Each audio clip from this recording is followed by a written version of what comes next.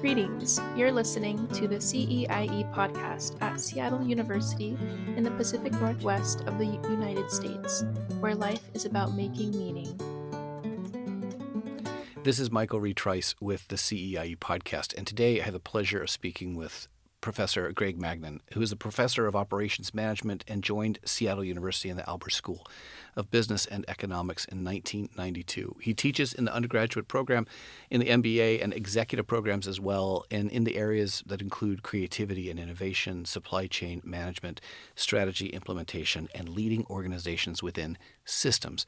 We want to talk about all those, but particularly systems today. That's our main conversation. Welcome, Greg. Thanks so much for joining us. Thank you for having me, Michael. It's my pleasure to be here. So systems, for the listener, if you don't know anything about systems, sit back and enjoy this conversation in particular, because Greg has a way of discussing and illuminating the manner in which we understand systems in our lives. It's not what you necessarily think it is. And let's start there. Systems are all around us. Every day. In what way is that the case? The air we breathe, the water we drink is part of a system. The way we move around our towns and cities and villages and highways, transportation system, the way the communication system, our banking system, education system, judicial system, everything that we work within is a system. I think about the blood in my body, circulation, my family dynamic, my friendships. Those are all in some ways systems. Interpersonal relationships are systems. And as you said, in our bodies, the digestive system and all those parts working together to keep us alive, and how they work together, that's also part of the system. These subsystems are combining to form a larger system, ourselves. Sometimes I just think I'm walking through the universe. I'm just kind of doing my day-to-day thing. But I'm actually, when I think about what you're saying and what we're discussing together, it means that everything is integrated or unintegrated, is passing through or participating in something that is much more complicated than that. What do I do with that information? I mean, in some ways I'm aware of it. In other ways, I'm absolutely unaware and just have no cognizance at all that this is taking place around me. Yeah, I vacillate between seeing systems everywhere and then being overwhelmed by that, and then I need to back off of that, because you can unpack everything and keep unpacking like a Russian doll, and just there's more in there, and if you start to, but that's true, and then once it becomes a habit for you to see the system, like, oh, hang on, that's a system at work. It's not an individual who wronged me. To back up and see that's just an event of a larger system, and I should think about that system, not the individual. Okay. So if we just take an example of a system, what's one that you like to give where it helps people to understand, all right, this is how a system works and you're participating in it, so that the goal to recognize, right, that's how that happens every day, and people may not even have an understanding in which they're in an operations setting, operations class, I would talk about a production system, a lean production system. Okay. And I think this example of an individual or event shows up well there. So if we're producing something over and over again, we want the quality level to be high. Okay. And if that system, the combination of the raw materials and the skilled labor and the machinery that we use, the management philosophies and the policies and all of that goes into an organization, an error or a defect could be created. In the West, in the U.S. perhaps in particular, we want to find who is the individual to blame for causing that defect. Okay. Who's the person who made it happen? When in fact, it was somewhere in the system that created that defect.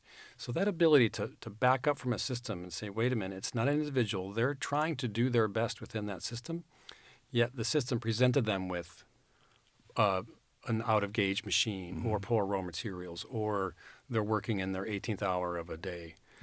That's going to cause some defects. But that's interesting, because to your point, in the West, we do have a tendency, looking for the one responsible, looking at that kind of blame, first, rather than saying, which it seems much more helpful, like, where in the system is this falling apart? No, who is culpable? Where did that person fall down on the job? The kind of responsibility, for that work ethic that they failed somehow, rather than a failure, to look at it in a much more comprehensive way seems to I don't know, it makes an allowance for something that's much more comprehensive in terms of how it can be fixed too, how it can be repaired, and how we can think of it in a much more kind of in a 360 that allows for how things can be restored, perhaps even. Yeah, it's a bit of a Band-Aid, isn't it, that we can blame one person and the system is going to be fixed if we remove them. The flip side of that might be if an organization is performing well, it must be because of the top leader. Right. The chief officer is the one who made all this work. Yeah. What about the tens of thousands of people who work there? They also may have had a role. Another way to present systems would be the notion of a virtuous cycle, vicious cycle that we may have all heard that term, where good begets good, and just things keep getting better. Or in a negative situation, a bad decision becomes a bad outcome, which forces you to make a bad decision, and that virtuous cycle. So we know those common terms. Those are straight right out of systems thinking, and we call those reinforcing loops. They can be in a positive way. They can also be in a negative way. So if I think like in a negative way, I mean, this goes back, in some ways I want to apologize to the listener, but it just gets my mind around this. When I think about even middle school, high school dynamics, we used to go back and be green lighted by a situation or a rumor starts or something. That kind of negative reinforcing loop, you don't always know, like, where's that coming from? It seems to be continuing to travel around this same story, the same narrative. You're negatively impacted, and the story continues to loop. It doesn't seem to get outside of that particular rut. That is a negative recurring story or narrative that has that kind of impact. And it comes back to us. Part of systems is there are feedback loops. Okay. Versus an equation, A plus B equals C, and end of story. Yeah. Well, C comes back and affects A. So if in that middle school situation you're talking about, well, that bad comes back to me, and then it might affect my confidence and my esteem, and then I lay a little lower, and I don't work towards telling a different story or a different narrative. I allow that one to continue because I don't feel strong enough to make a change, and that keeps coming back, and now I feel worse, and now I'm like, you know what, I'm just going to check out. Yeah. As a young person, so those negative loops are real and powerful too.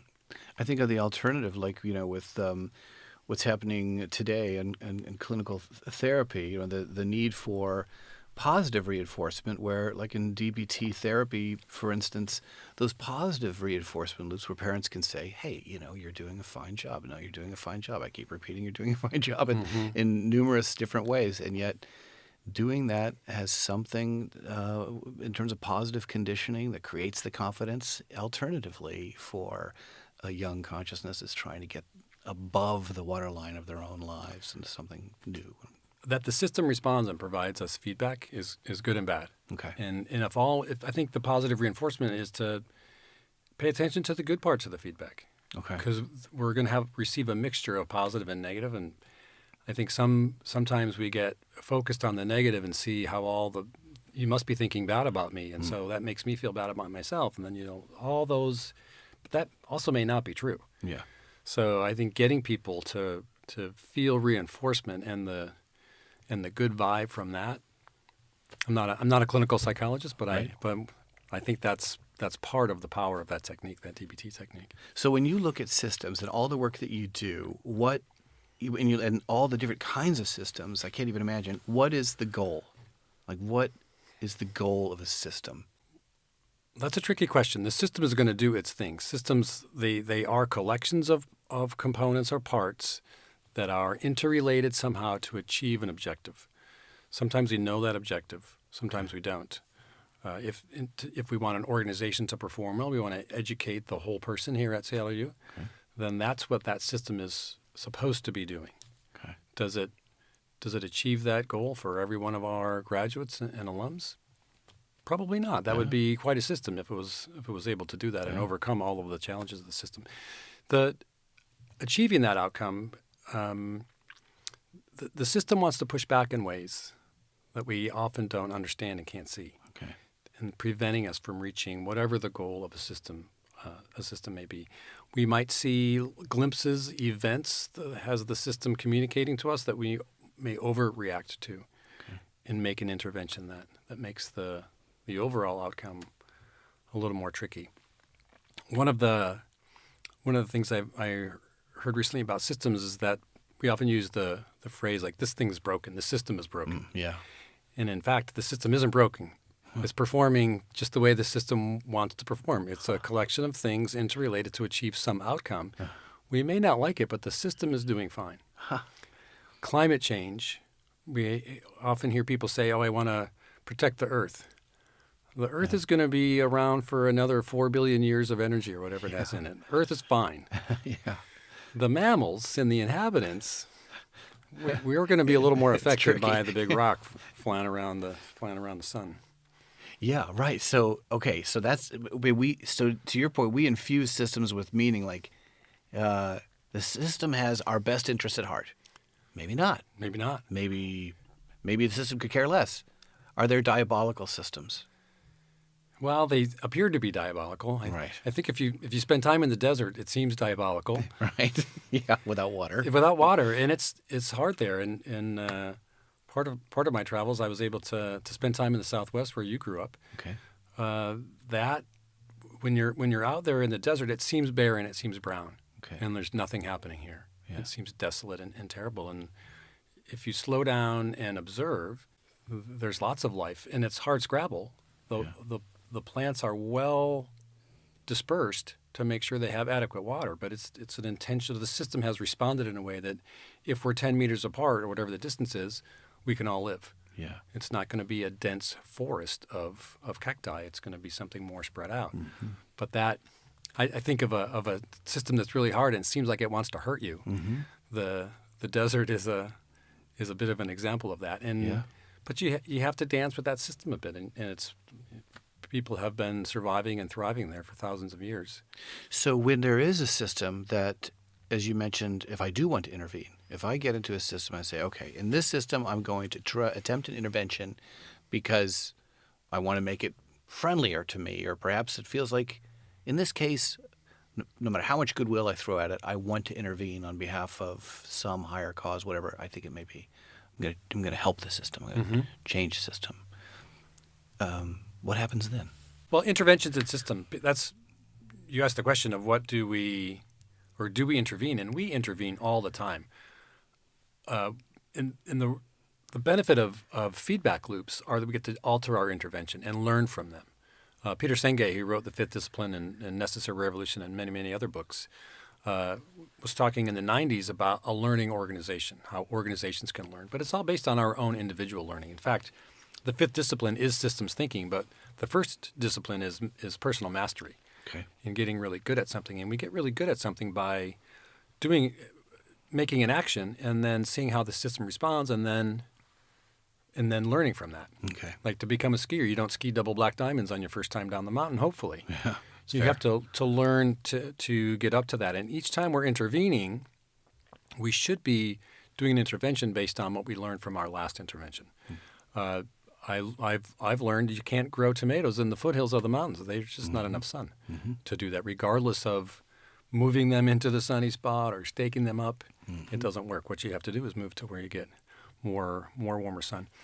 When we make interventions without really understanding the system, we're often creating unintended consequences. Okay. We thought we were solving or addressing some event that we saw. We made a change, and then we may have made things worse. How often does this happen? I would say thousands of times a day. Wow. Because people are when we make a decision, we're intervening in a system. It sounds very scientific and engineering-like, but we make thousands of decisions a day. Okay. Mostly with incomplete information. And you've heard that term before, incomplete information about what? The system. So we're intervening in a system about which we have incomplete understanding. What could possibly go wrong? Yeah, all right. Lots of things. Heard that one before. Yeah. So that it happens is fine. Systems are quite robust. They can deal with it. They might present a little bit differently, and they might waver a little bit and make things not as great, but it's not going to go extinct.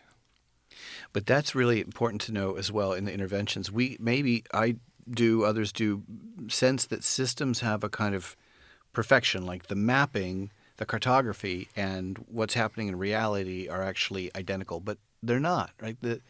the system that I see in the world, no matter how much change, how much I want to reach that perfect spot, is never entirely there. Like, systems are imperfect too, right, aren't they?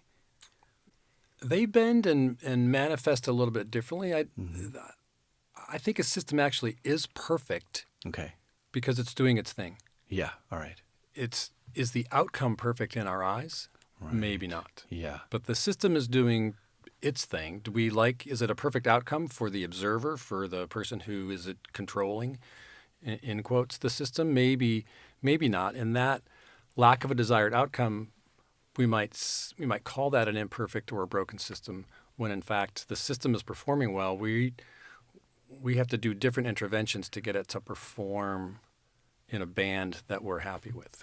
You've mentioned Don Meadows before, dancing with systems as choreography. Like, we have a relationship with that regard with systems. I hear you're referring to here in this regard. Naturally, I think once we start naming all the systems around us, the water system and the transportation system, like, oh yeah, I work with those things and I understand sort of at some level of the systems within my body.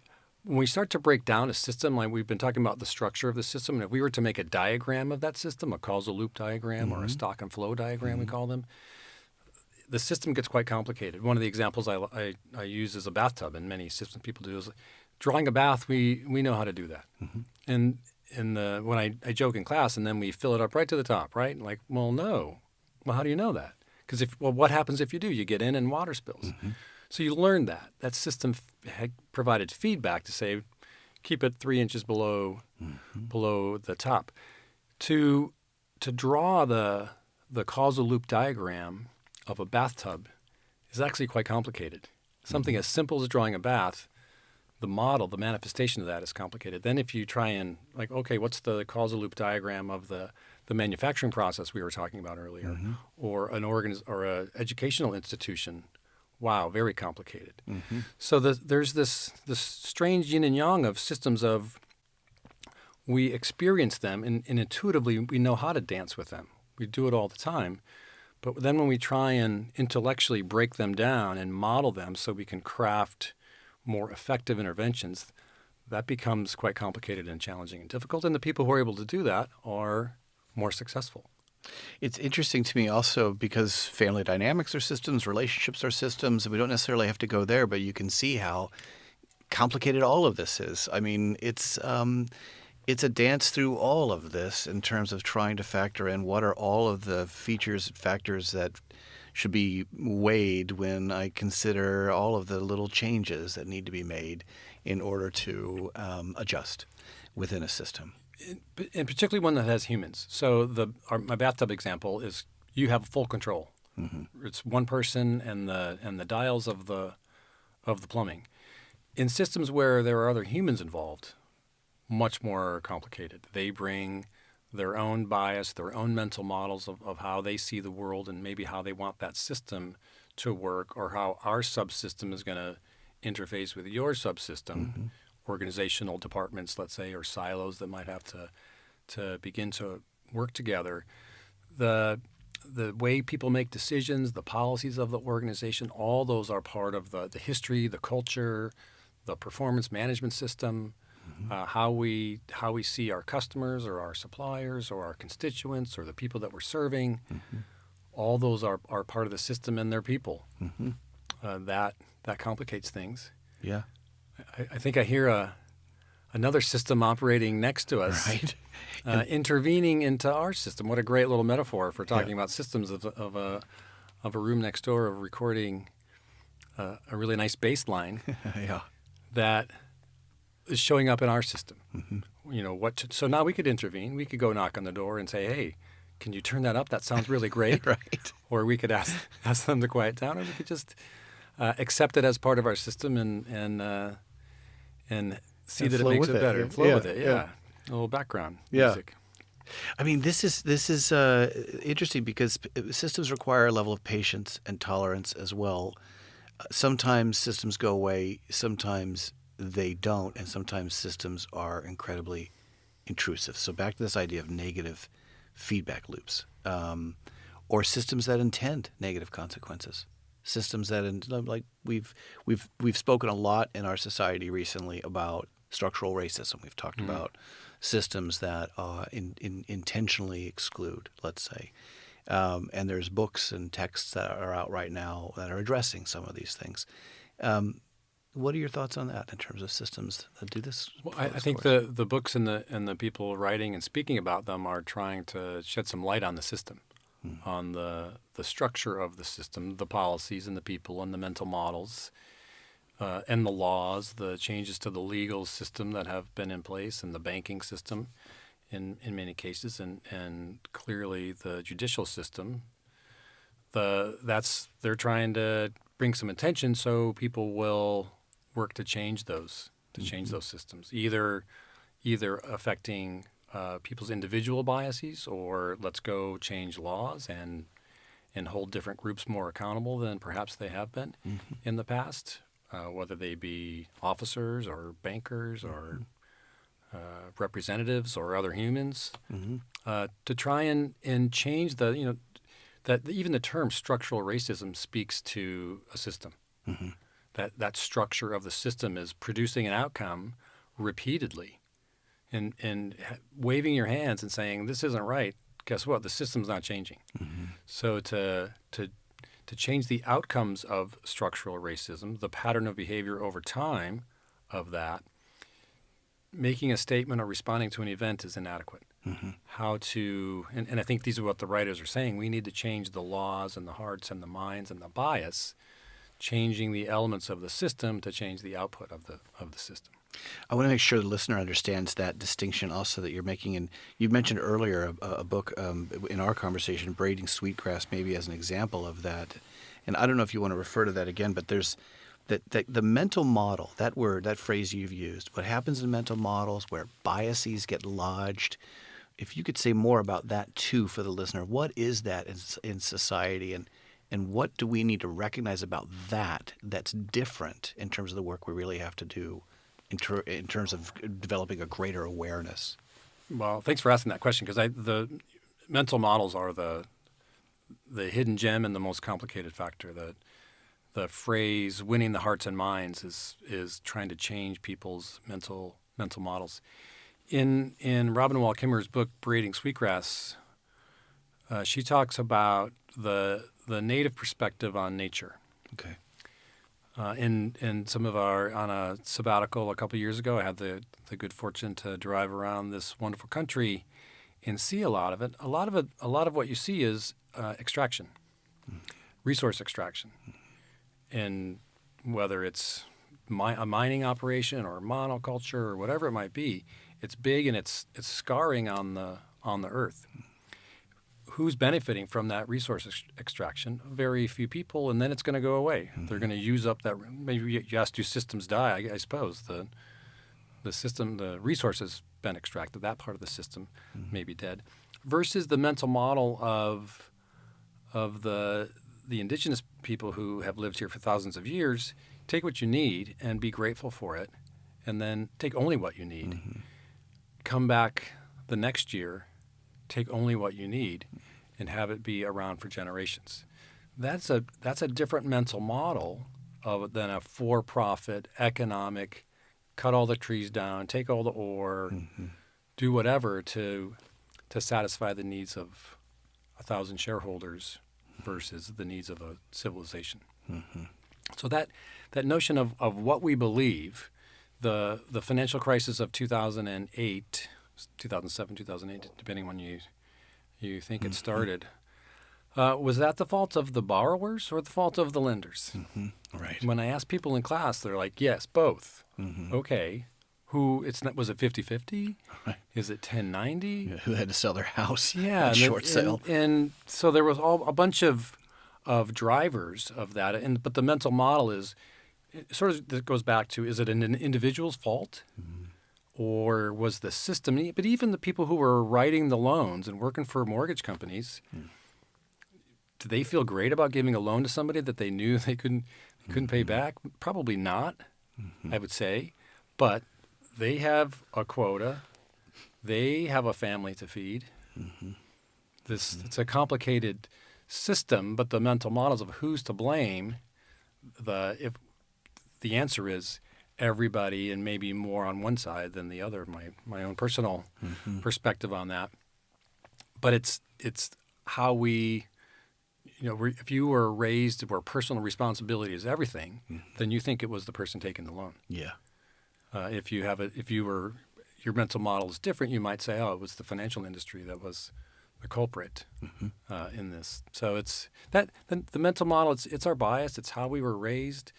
It's the news that we consume, the people that we hang out with and communicate with, and hear their perspective and value those perspective. All that comes together to form our mental models. They're very powerful. Dawn Meadows says if you want to change the system, she has a really great list of 11. And I don't know if you have resources on your podcast. We can add that. We could link to that of the most powerful ways or areas to make change in a system, to intervene in a system, and the most powerful is the mental model level of that hearts and minds, is to get people to see, oh, there is structural racism here. I should change it's not that, it's this whole other thing over here that's producing this outcome and this unfairness that we may see.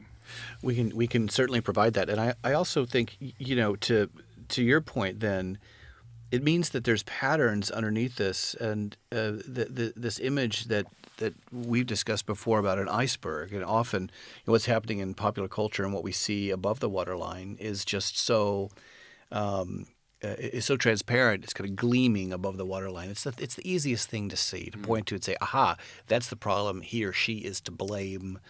And that goes back to your first point. We're always kind of looking, where's the fault, let's say. Yeah. But all of that mass underneath, all of those patterns of consequence and systems, all of that is so much harder to see. It's so less opaque. That's heavy lifting to ask a lot of people to do. It's heavy lifting. It's the hardest work. Yeah. But for dynamic leaders, though, to get people to see a new outcome, and I think this is where clinical psychologists are quite brilliant too, is to get people to change behavior. Okay. It's probably the hardest thing. Yeah. They're changing their mental model and how they interact themselves and how they process information and decide to actually do something. That level is the most powerful, to get people to move off of their mental model or to change their behavior. That's a heavy lift, as you said. Yeah. Probably the heaviest, and that's why that's the biggest place for change. So that notion of the iceberg, events are what are the tip of the iceberg, as we know that phrase, and then below there is the rest of the system. So there's an event is a single thing. If you map all those events over time, you get a behavior over time graph. Okay. It's the systems people say, and that's the system saying, here's how I behave, here's how I respond. Okay. Below that is the structure of the system, and those are the policies and the elements. If we're looking at a water system in a watershed of that system, right? It's the slope, it's the soil, it's the rock, it's the trees, it's the valley. All those things are working together, but it's sort of the how they work together. And you can't just change the tree types and get a different outcome of the system. Maybe a little bit slight, but it's all those the things we can't see are really the complicated part of the structure of a system, particularly a human system. That trying to make those changes. I know some people who do organizational change, they want to do a map of who are all the stakeholders and individual humans or groups of humans, and we're trying to understand what is their role in the system. Well, if I need to make this change, I need to talk to her, and she can influence him, and that will allow me to to intervene in the system in a way that will move it towards the goal that I want. But is it my goal or is it your goal, whose goal is it of the system? That's we're going back to that earlier conversation. And this is where leaders who can either in the public domain or in an organization to get people to move to that, to change structural racism and to write about it and talk about it, we need to energize people to change their behavior. Yeah. And having a powerful vision is what can help people to change their hearts and minds, change their mental models of why I should work hard and sacrifice to make this change. Some changes we're talking about take generations. Transgenerational change. Are humans able to do that, to see patterns that can sustain a kind of effort toward change. That's disruptive in a system. As you've said, sometimes even our best intentions create negative consequences. But are we able to sustain an effort that produces positive impact in a way that's worth doing that kind of heavy lifting together? What a simple question you've asked. On my good days, I say yes, and on all the other days, I'm not so sure. Yeah. I think climate change is a great model, a laboratory for that question. Yeah. Are we able to make change now to prevent a more than 1.5 degree change in average temperature? And people seem unwilling to make changes today. Humans we're very hard at it's difficult for us to predict the future. Yeah. It's not a skill that we have that makes it more challenging to play this long game. I think the indigenous cultures that we're able to, it's quite incredible. Yeah. To the whole notion of a seventh generation, that I'm living today such that the seventh generation from now will have it the same way. Mm-hmm. That's powerful. Yeah. I'm not sure we're able to even think 7 years from now, not to mention 7 generations. It's difficult for people to see the future. We've been talking about interventions. It's not so simple as you push the button or you change the volume control on the electronics and it goes up. Mm-hmm. And when you intervene in a system, it takes we call it a delay loop. There's a delay before that intervention is going to show up in the pattern of behavior over time graph. Mm-hmm. And that delay for humans is difficult. If you hit your thumb with the hammer, it's going to hurt right away. Mm-hmm. But if there was a delay loop in there and suddenly 3 weeks later your thumb started hurting really bad, how come? Mm-hmm. Was it the car door? Was it the hand? Who knows what the cause was? And that makes it difficult for us to learn cause and effect. Mm. If they're separated in time, the effect we're seeing, the event, the change in the pattern of behavior over time graph, what was the cause of that? Mm-hmm. And the further back it is, the more challenging, and the further out our changes need to be. I mean, COP28 being led by a leader of a fossil fuel state. Yeah. That's a system at work, isn't it? It sure is. It's a system that, is the system broken? Not for some players. Yeah. System's working just fine. Yeah. And I think your question is a good one. Can we get enough people to see a better outcome, a more just outcome, a fairer outcome for more people, and make change today? A lot of the changes, it's going to require personal sacrifice. Yeah. That's hard for people. We're not talking about the psychologist to get people to change behavior. That's what it's going to take, is a behavior change. Yeah. And when will people change their mental model? Like, my consumption is affecting human life and quality in other parts of the world?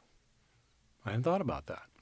And that's a really important point, because part of the iceberg we're talking about is the interior one. Like, you can look deep within and see those patterns. There's that mental model biases that are attributive there. That kind of inner resourcing is also a part of the personal commitment that is required by each one of us in our own leadership and the systems that govern our lives, the ones that we can see, our families, our communities, the ways we show up with our occupation, our profession, our vocation, whatever language we use to describe the commitments that we carry with us every day and every week throughout the year. Yeah, and the feedback we get from those. Mm-hmm. I mean, how long can you keep up your conviction with? Publishing is hard, right? You get a bunch of negative feedback, and I think for the people who do creativity and in the advertising business, mostly what they get is no. Yeah, a baseball player who can hit 300, that is hugely successful. That means 70% of the time they're failing. Yeah, and that's success. Yeah. And if we 70% failure rate, not too many people or organizations are going to consider that as a good outcome. So that feedback we're getting on our integrity of our commitment is it lifts us up. It fuels us to go do more, or perhaps as we were talking about the middle schooler, it breaks us down and has our commitment wavering perhaps. Critical, right? To be able to pay attention to those feedback loops. And that's part of systems thinking too, I think, is to know that they're there. Yeah. That we are, all through our educational system, we have been, we learned a linear system, a left to right, A plus B equals C, but systems feedback. You make an intervention and this is the patience thing you mentioned was quite wise. Do we have the patience to let that intervention play out and let the system absorb it and okay, now it's part of me, and here's the pattern of behavior over time based on this new system, because you made an intervention, you have changed the system. That's what we're doing. Can we wait long enough to let that play out before we start making other changes? When you do the scientific method suggests you change one variable at a time to see what's happening. And the dynamic complexity of systems make it difficult, even if you are patient enough to wait. Was the outcome really because of your intervention or was it somebody playing bass in the room next door? Maybe that was the thing. Maybe that was the thing, however good it was, right? I'm here today with Professor Greg Magnan. Thank you so much for your time, for joining us, a conversation about systems. You'll see also that there's a link below. You can learn more about the resource that was identified. We ask you to follow us at the center. More podcasts and more information for the good of the listener. Thanks again. Thank you. My pleasure. You've been listening to the CEIE podcast at SU. Visit our Theolab at religica.org or the renowned International Journal of Local Stories from around the world at theinterfaithobserver.org and participate in emerging opportunities at our main website at seattleu.edu/CEIE. Thank you.